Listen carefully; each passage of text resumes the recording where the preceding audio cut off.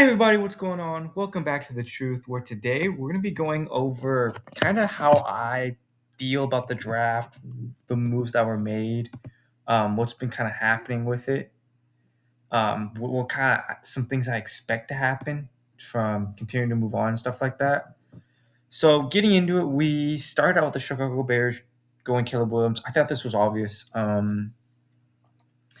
This wasn't something that surprised or should surprise anybody. Caleb Williams was the consensus number one for I couldn't tell you how long, but I mean, like, look, this is a great pick. I think with the roster that is built around Caleb, he's going to succeed a lot. He's going to extend plays. The only thing that hurts the Bears right now is coaching or organization. That's the only thing that's going to hinder them from having a better season than last year so far. And also, depending on how they address the rest of the draft, of course. Getting into the next player, and we'll talk about my future picks for the Bears. It's just the Bears did pick at 9, so I'll address that. Talking about the Commanders, the whole thing with Jaden Daniels talking about is like, oh well, that he didn't like how they met with him or the way they did it. It wasn't the best. That was a rumor being spread around, and so maybe that would deter the Commanders. Maybe that would deter Jay from saying no, I don't want to go to the Commanders. Didn't happen. Went to the Commanders. Look, another guy who's gonna be great. His weapons, he can throw to them. He has not too bad of a deep ball. So I mean, it's gonna be exciting to see these offenses roll. The Commanders didn't pick again in the first round. So, kind of what am I expecting from them? In the rest of the draft, eventually to pick up a linebacker. Eventually, I expect this team to pick up a linebacker, maybe in the second round. I mean, I could see that just to fill out that depth. They desperately need a linebacker. They still need they still need probably another linebacker, or that's UDFA late in the draft, in the second round, third round, whatever picks they have. I would be surprised. Something kind of I'm expecting, but other than that, they can just go BPA because I mean they filled out everything else. They did a great job this offseason addressing the positions that needed to be addressed. That to me a player requirement that is playable in the NFL. So we'll see what they do, but I do expect a linebacker. Um, Getting into the next pick, the New England Patriots. The Patriots. It was confirmed the Patriots were in talks. The Patriots were in talks to move their first round pick. Now they didn't end up doing that. They decided, hey, we're just gonna stick and pick with Drake May, which is fine. That's totally fine. Um, it's gonna be interesting to see how he plays out, just because they don't have the best weapons. I do know that the Patriots were in early talks for Debo Samuel. So that's been confirmed. Um, we'll see. Maybe that still happens. Maybe a trade happens day two. Um, that's gonna be kind of interesting. Other than that, cornerback is something I expect from them. Um, Everything else they filled out their team, so BPA. I wouldn't be surprised if they decide to really attack receiver the third round or something like that. I think they have a third round pick to just kind of build it stronger. With the next pick, we had the Cardinals. I thought this was a great pick. Look, you have arguably one of the best players in the draft, arguably second best, depending on who you talk to, and Marvin Harrison Jr. This is going to drastically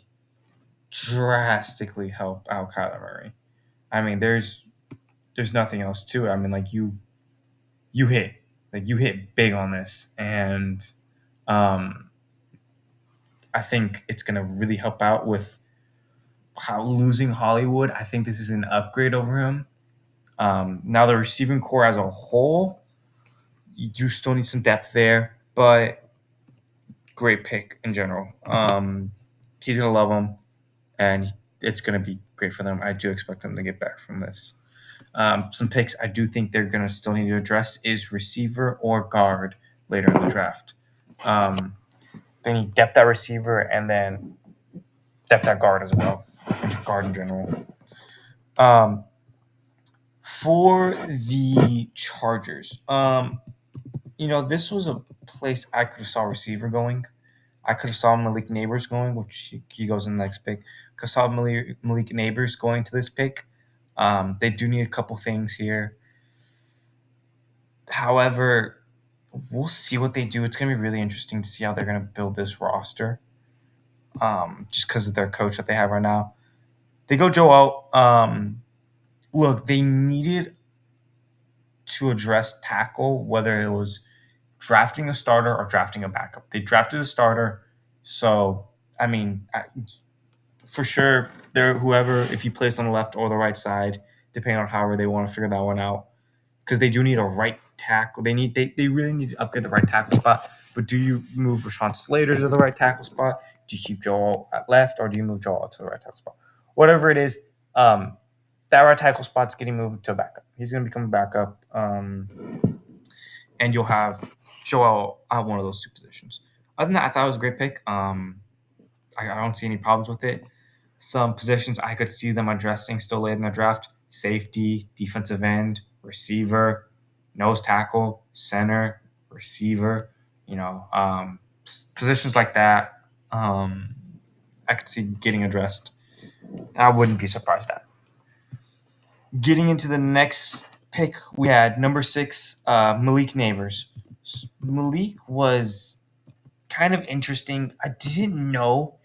I don't mind. I do think they need to upgrade receiver. I did think that was a position that was you kind of looked at and said, yeah, they're weak at that position. They did feel they have enough receivers to go into the season, but it was still weak.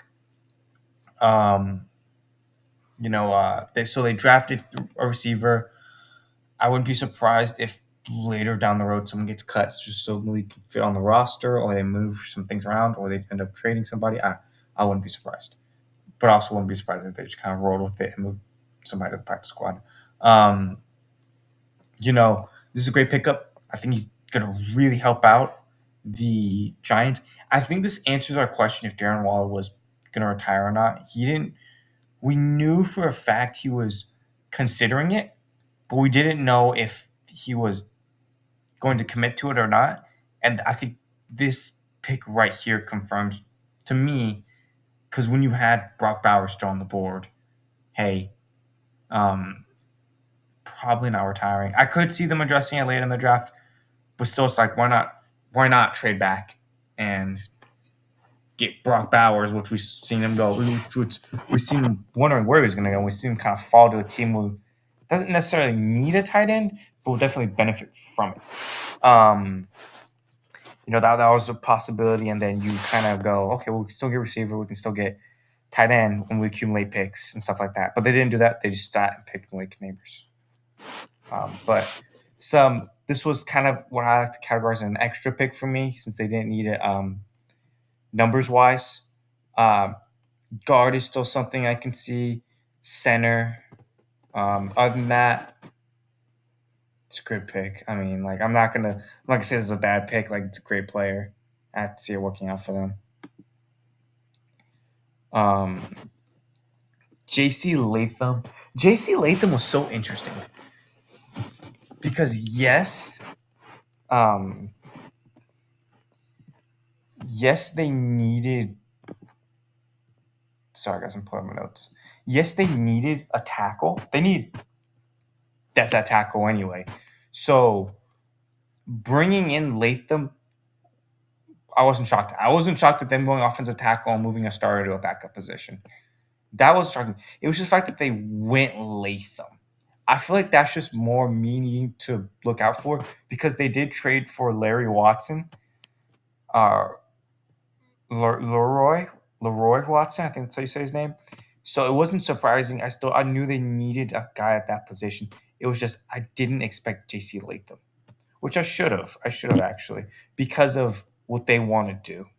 It makes a lot of sense. Other than that, Look, it's a great pick. You need depth at that position. Um, some picks I still see as kind of looking forward to it that makes sense. Defensive end depth or starting wise, or depth and starting wise. Safety, um, starting wise, or depth and defensive tackle, or stuff like that. Um, Kind of moving on to probably the most puzzling pick of the first round. And I've kind of thought about this for a while on my approach to how I want to discuss this pick.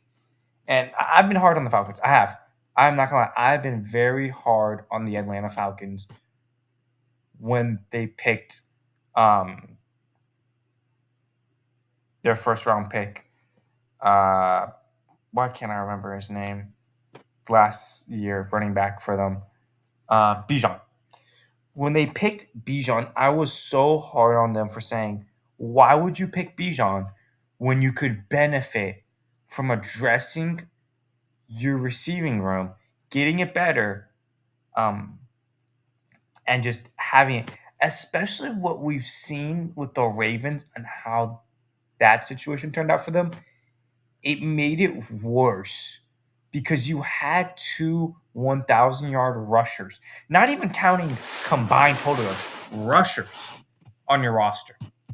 I know Cordero got hurt and he was dealing with injuries, but at the same time, it's not like you need both of them to start. You just need someone to help while you have another quality starter. And then you kind of look at how they used Bijan, and it was just like, yeah, some of the ways you used him were amazing. And then someone was like, well, that's not really Bijan's style. Why aren't you using your other running back who does that better? And you just kind of sit there as like, man, if you would have traded back, you probably would have gotten the best receiver in the draft, accumulated more draft picks, and still looked great, and probably performed better just because you're a more fleshed out team. But then you pay the consequences in free agency by having to go address that position, going out and getting that player. And it's so sad because it feels like I'm just seeing a repeat of last year with the first round, where it's like, oh yeah, I mean, like, don't get me wrong, great player, wrong team. Especially when you just paid a guy too a stupid amount of money. When it's like you needed help on the pass rush, and it's like, okay, well, are you gonna make the same mistake again? And by the end of this season, are you gonna go pay a guy a bunch of money so you can have a pass rusher? Like, is that what's gonna happen? Because us looking at it, it's like, what are you doing? Like that was a waste. You could have literally, like I said originally, you could have traded back and got one of the best pass rushers in the draft. Um, Leatu Latu didn't go till pick 15. You could have traded with Denver. You could have traded with Minnesota, accumulated a couple picks, and use those picks to trade up in the later rounds. Like that, that's something you can do. But instead, you go Michael Penix Jr. because you think you can do what the Packers did. I hope this works out for them, but right now it looks like a really dumb move.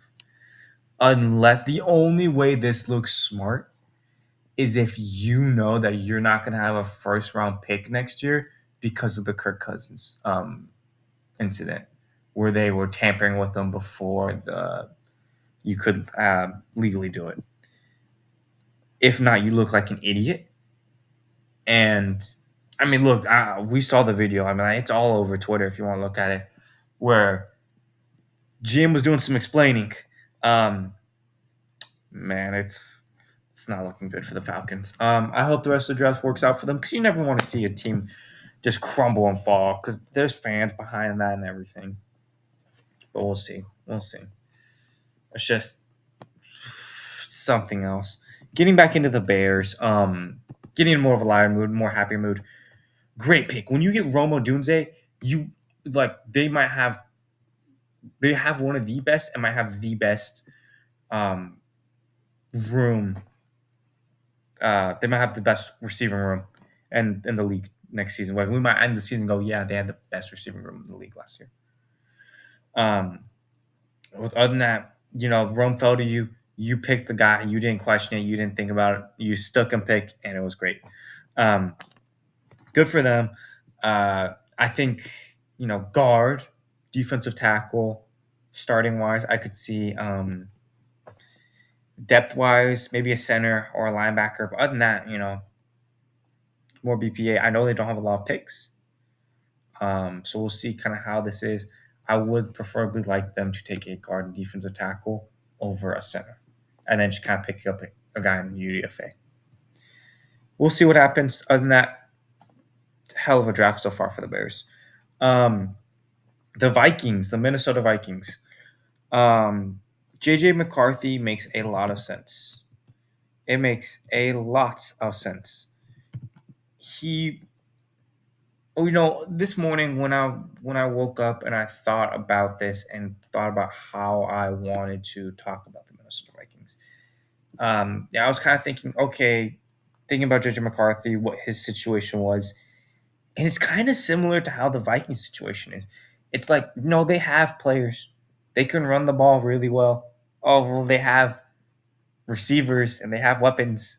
I think weapons for the Vikings are a lot better than compared to the NFL, than compared to Michigan's weapons for JJ McCarthy compared to college. I think it's astronomically better. Um, but like you're in a situation where it's like you have a boatload of weapons. All you have to do is do your job. You don't have to play your ball. Don't even try playing your ball unless it's the end of the game and you're trying to make something happen. And you're down. You're like it's either hero ball or you're losing the game. That's the only time you need to do that. Other than that, do your job. Focus on finding the open guy. If JJ McCarthy does that, he'll be incredible, and we'll be talking about this as like, oh, the Minnesota Vikings stole JJ McCarthy, and he's one of the best quarterbacks in the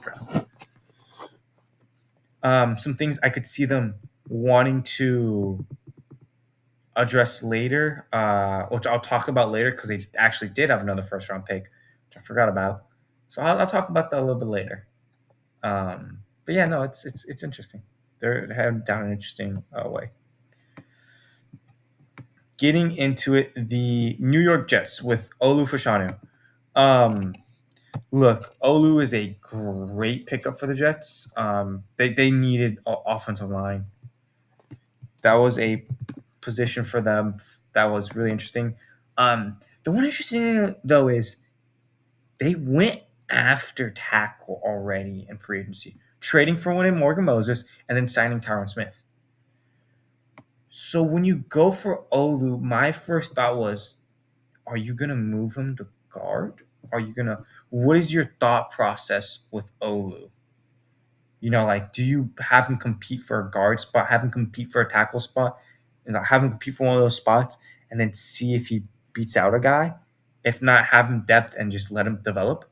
Because you were in that position.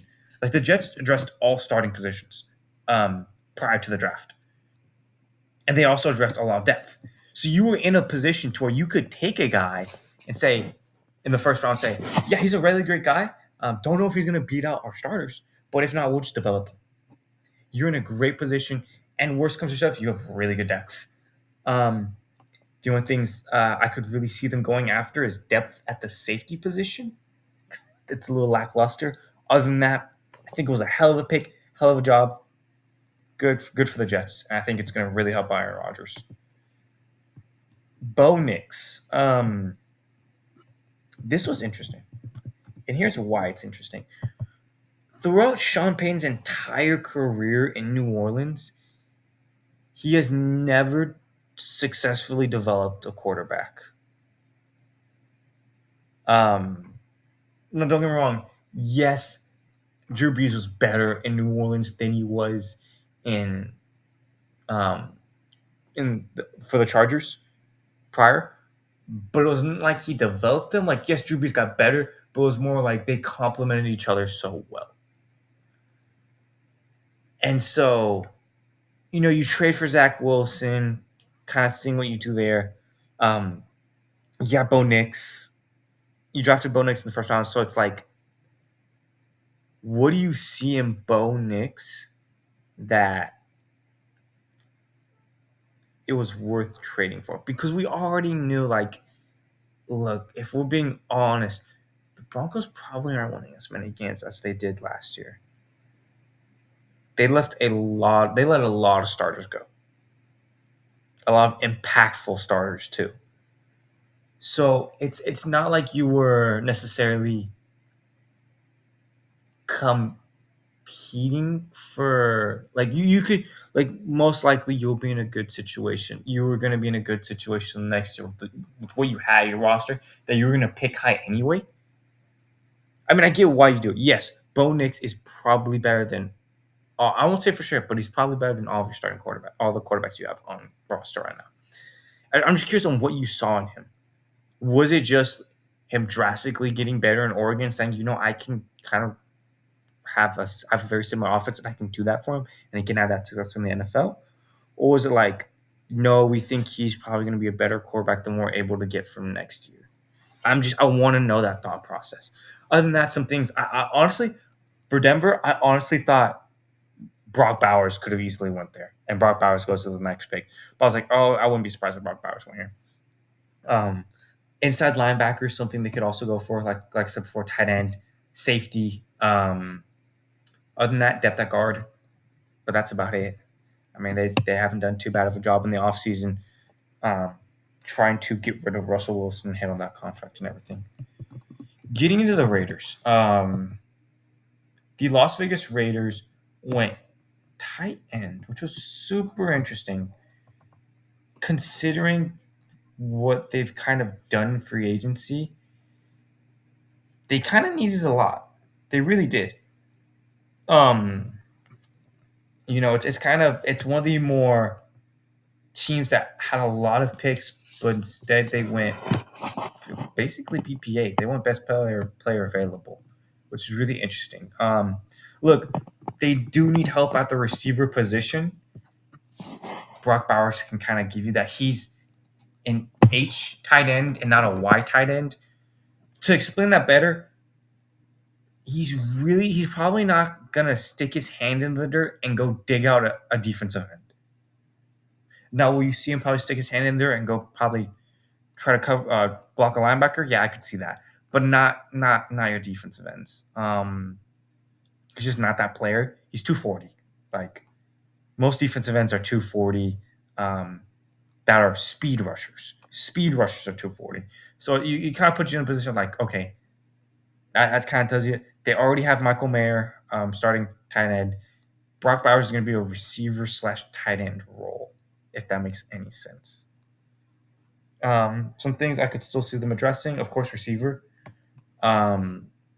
quarterback, corner, defensive tackle, and tackle. I could also see them getting depth at center, defensive tackle, and linebacker.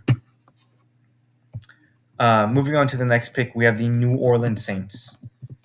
Saints are an interesting team. They were a team who let Andreas Pete go, which we know they're a team who's known for restructuring contracts and kicking the can down the road. Now, they already had two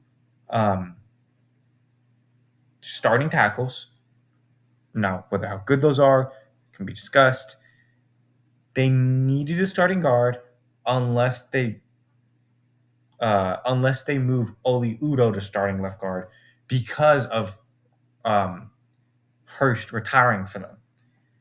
So it was really interesting. I want to see how that goes because if Hurst retires, that means you're moving one of your tackles to a backup spot, which Oli Udo was filling that position for. Other than that, man, I really can't see anything. I could probably see Gar. Well, I'll get into this. I think Talise Fuaga is probably going to be your. I wouldn't be surprised if he's your starting guard. I could see them maybe picking up another guard. I doubt it though. With having Fuaga there, it kind of switches out with Hurst. I wouldn't be surprised if Pete came back. They didn't mention that,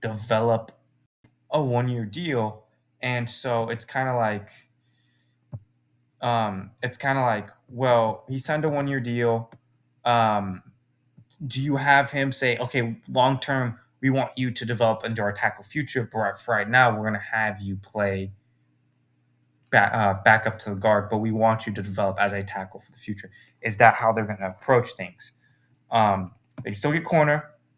I think that's the only thing I have them needing is a starting body at corner.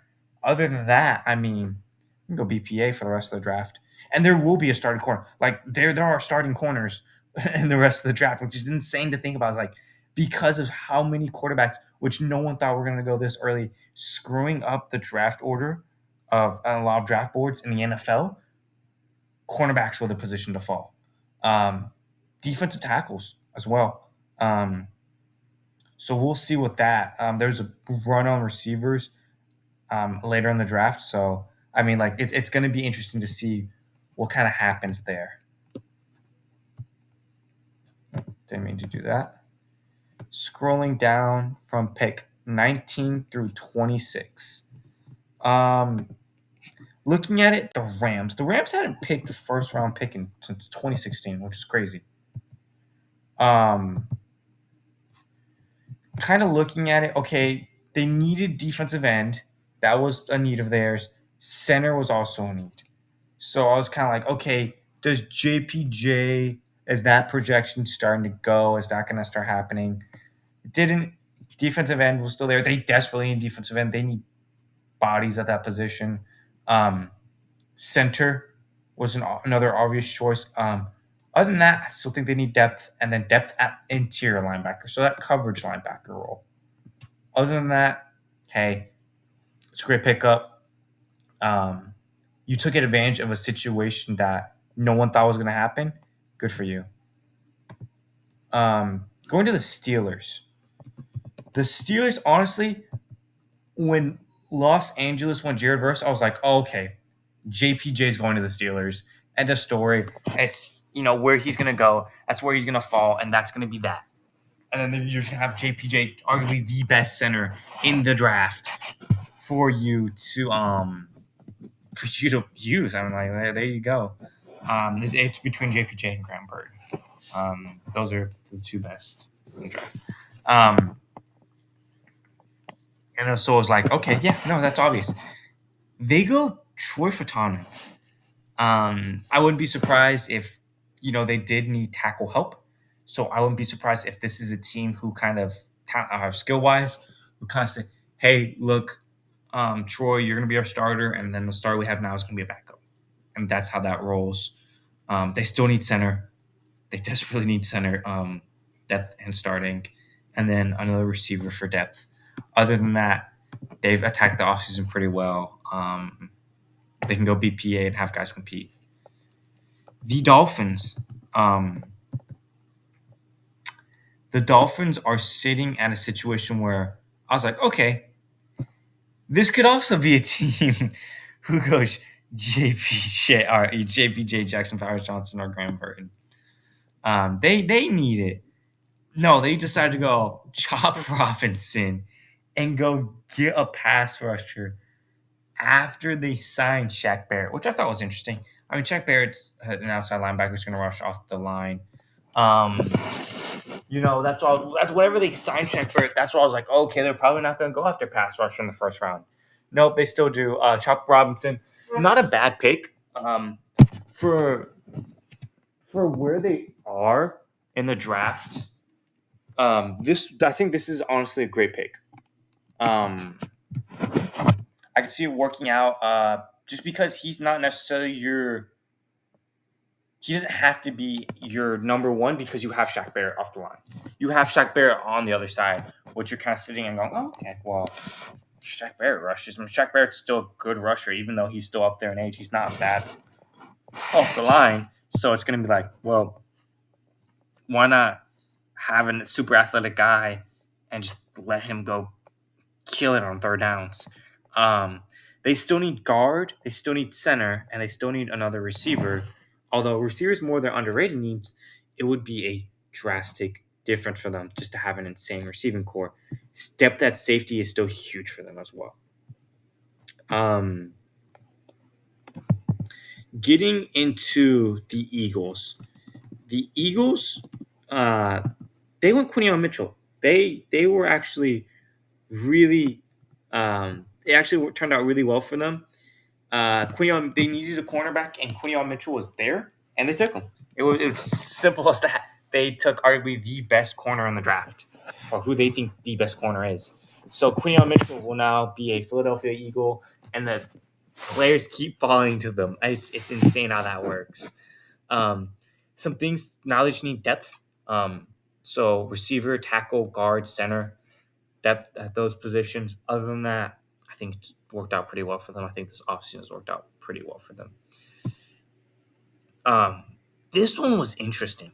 This one was really interesting. I did not see this one coming. Um, and this was they drafted Bryce Thomas Jr. And I didn't. The reason I didn't think it was because it was going to happen was like, okay, going through the roster, you know, they need another tackle for depth, and they need another outside linebacker for depth. They signed Gabe Davis. My expectation was, okay, that's their three. That's how that's going to work. Devin Duvernay is going to be a nice fourth string receiver. But then they draft Brian Thomas Jr. and it's kind of like, how are you going to fill this team out? But I get the idea. You have other picks. Um, it's not like this wasn't. It's not like you don't have other picks and you can go fill the rest of your roster out because you just need depth at the end of the day. So it's kind of like you're sitting here going, well, I mean, yeah, why not go? Why not help out Trevor Lawrence? Why not go what we think is kind of BPA for us and go help out this team? So I get that thought process. I'm not mad at it, especially considering how Chop went off the board, First went off the board, Turner went off the board. If one of those guys fall, I wouldn't be surprised if that's where they went. Um, especially with how all the tackles went off the board too. This isn't very surprising. It's not surprising after you look into it and kind of look at what's happening in the situation, but in the moment, it was very surprising. Getting into the Lions, man, I did not think they were going to draft Terran Arnold after they signed Emmanuel Mosley, and traded for Carlton Davis. I was like, okay, well, that's where it is. You make those moves, you're confident at corner. No, they still go corner. Look, there's still a team who needs receiver, guard, and safety at starting positions, as well as depth at linebacker, depth at guard, um, depth at receiver, and depth at center. So they need a couple of things. But look, I guess they kind of viewed it as, hey, he's going to help our secondary in a big way. Maybe you roll one of your corners that you think can play safety and move him there, or maybe you draft safety in the next round, later in the round. We'll see. Other than that, they did also trade up for this guy. So they honestly thought on their boards like, hey, this guy's going to be an impact piece for us. Next, we have Jordan Morgan, offensive lineman out of Arizona. For the Packers, they needed a guard. They draft Morgan. I wouldn't be surprised if Morgan got shifted into guard and you just kind of sat there and said, hey, this is what we're rolling with. This is how we're going to attack this position. Because they did sign Andre Dillard. Like that, they made a sneaky quick signing for Andre Dillard. So I wouldn't be surprised if that's how they want to do it. Their draft room, their GM, they've done a great job with offensive linemen. So I'm not surprised if they think this is one of the better potential guards in the draft and that they're okay with him starting for them. They do need both starting safeties, depth at center and depth at nose tackle. Other than that, it's a great pick. I have no kind of grievances with it. Getting to the Bucks, they went Graham Burton, center out of scroll down real quick. Center out of Duke. Burton's a guy who I think will end up playing guard. We've all viewed him as a swing guy, so a guy who could move from guard to tackle like that. That was a very good, conversation was like, yeah, this guy can probably play any position on the offensive line. It's one of the reasons why he goes so high. Um, so I do think since the Buccaneers do need a guard, that's probably the position he'll end up moving to. And then, you still need inside linebacker, which I probably expect you to address in day two. So when you guys start seeing this, it'll end up being today. Um, Other than that, I mean, they did a pretty well job in free agency, depth wise. More guard. I think guard's a huge need for them. So I expect them to also fill out their guard spots, depth wise, and nose tackle. Um, Getting into it, Arizona picks again. So Arizona traded, made a trade with Houston for pick 27, and in this pick, the Cardinals ended up taking Darius Robinson, which they needed an edge. Like I said before, they need an edge. Um, I don't mind this pick. A lot of people, Darius Robinson out of Missouri, were actually kind of high on a guy who's didn't have as much success career wise throughout his career compared to the other defensive ends that already went off the board. But at the end of the day, still looked really good. So it's like, oh, okay, well, yeah, we see it though. We see it. And you already addressed, um, you already had a pass rusher as well, and I think it's BJ Ojolari. I think that's their defense end, the guy of LSU. Um, so I mean, like that's not surprising. It kind of makes sense. They still need depth at receiver. They still need starting wise a guard. Um, they still need depth at guard as well. So it's still early on the draft. Don't get me wrong. We'll see what happens. Other than that, look, I think it's a great pick. I mean, like, look, you take advantage of the situation. Buffalo, after if I can pull this up, because did Buffalo pick 28? I want to say Buffalo picked 20. Yeah, they started out 28 and then they traded back and then they traded back again. That's what happened. Okay.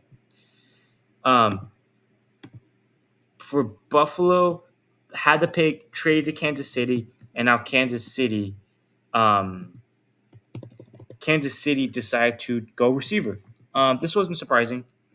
We all kind of knew, hey, this is a team who's going to go after receiver. This is a team who, after what happened, needed another receiver. So that makes a lot of sense. To trade up to make sure you get Xavier Worthy is kind of surprising, although they are a team who likes speedy receivers. Um, I do want to mention this at the start of the offseason. I was like, oh, Mike Evans is going to go. Of course, Mike Evans is going to be the receiver ends up going to the Chiefs. He stays with the Bucks. And they go sign Hollywood Brown. Great pick, super fast guy, super explosive guy. Same thing with Xavier Worthy. I do think, though, Worthy is a nice route runner. The only nick I have on Worthy is he's a small guy. Like, he needs to put on some weight for the NFL. Other than that, they still need tackle. They still need linebacker depth, cornerback depth, or no, starting linebacker, starting tackle, starting corner, and then depth at guard, center, and linebacker as well. Other than that, I mean, look, it makes sense why you go after this guy. They know what they're doing. The Cowboys. Look, Dallas needed a tackle, and they went after it. They've been super quiet during this offseason. They've been extremely quiet. So they need to make sure they kill the draft.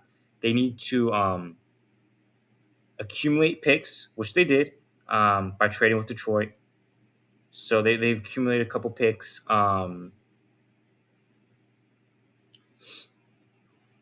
Now kind of looking at it, it's like, okay, what are they gonna do? Well, they drafted Tyler Guyton, which they need to tackle at. They still need safety, a starting defensive tackle, a starting center, a starting receiver, and a starting linebacker. and they also need two backup tackles and a backup linebacker. They were extremely quiet. They only signed three guys in free agency. That's what happens when when you do that, stuff like that. Um, I'm sure they'll figure out some way by probably training back again and maneuvering picks around, stuff like that. They'll fill out the roster. It's just when you have off seasons like this, I don't expect them to kind of have the enticing, yeah, we've getting better. Like I wouldn't be surprised if at the end of the day, the Dallas Cowboys will be worse this season than they were last season. Um, Ravens. The Ravens go Nate Wiggins out of Clemson. A really good corner. Um, you know, this this was surprising because I thought they were gonna go guard. Um, it was kind of a pick that was like, okay, why go it when you don't need corner? Maybe it was, hey, we think this guy's great. Maybe we do end up trading a guy later in the draft and accumulating picks, and we just get cheaper at that position, which is possible. They cap is something that they kind of are stuck to unless they really want to kick the can down the road, which I don't know if they do. But Nate Wiggins, with how the draft gone, he gives you the opportunity of saying, hey, we can move on from a corner, have Nate Wiggins start for us, and then build through the draft. They still need it was a great pick, great guy. Still need starting receiver, two guards, a nose tackle, depth at receiver, center, and safety. Other than that, I mean, it's a great pick. If that's their thought process, I don't see a problem with it as long as they're able to address the positions in the draft, preferably in non UDFA's, because you can't find good UDFA's, but it's a lot easier in the draft. Um, San Francisco, and we've talked about this, and it's been around. They're either probably trading Debo or Brandon Ayuk. Which one goes? No one's really sure right now. One of them's going. I feel like that's kind of been like, okay, that's for sure kind of happening, especially after they drafted Ricky Pearsall. It makes sense that one of them is going to go. Um, so I kind of accumulated that in my draft. I kind of took that in advance. So technically, they did not draft an extra guy when you take that into thought. Reality, technically, yes, they did draft an extra guy, but in reality, when you look at that in thought, not really. Um, I thought Cooper DeJean was going to follow this pick because they needed a safety. So I was like, whenever this happened, I was like, yep, one of them's going, and one of them's going to go say bye bye. But look, you get cheaper at it. If you trade Debo, you can pay Brandon Ayuk, you can draft a receiver, and you can accumulate picks. It same thing for the otherwise. You already paid Debo. You don't have to pay Brandon Ayuk. You accumulate picks. That's how that works. I still need a starting center, a starting safety, and then a backup center. Other than that, they killed free agency. Um, so after KC traded up with Buffalo, Buffalo decided to trade back again with Carolina, with one pick, to get Xavier Leggett. Look, no one should be honestly surprised technique wise by why they wanted to get better at this position. They already had bodies at receiver, but they really wanted to get better at it just because we all kind of saw what happened with it. They still need to address that tight end position. Oh, actually, I think Xavier Leggett's going to be a good receiver. I think he's definitely going to help out Bryce Young. Just want to say that outright before I get into it. They still need to address tight end, starting wise, depth wise, defensive tackle, center, defensive ends, and that's about it. So I mean, it makes sense kind of why you go, hey, let's trade up. What do we really have to give up? We don't have to give up that much.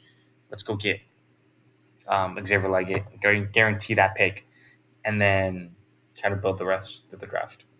Other than that, that's been the first round. I know that was a lengthy video. Sorry it was so lengthy. There was a lot I wanted to talk about. There's a lot that went through my mind going through these picks as I was watching the draft. Let me know what y'all think. Other than that, thank you all for watching. Like I said again, leave a comment down below and let me know what y'all think. Spread the message, share the word. Let's try to get this channel up more.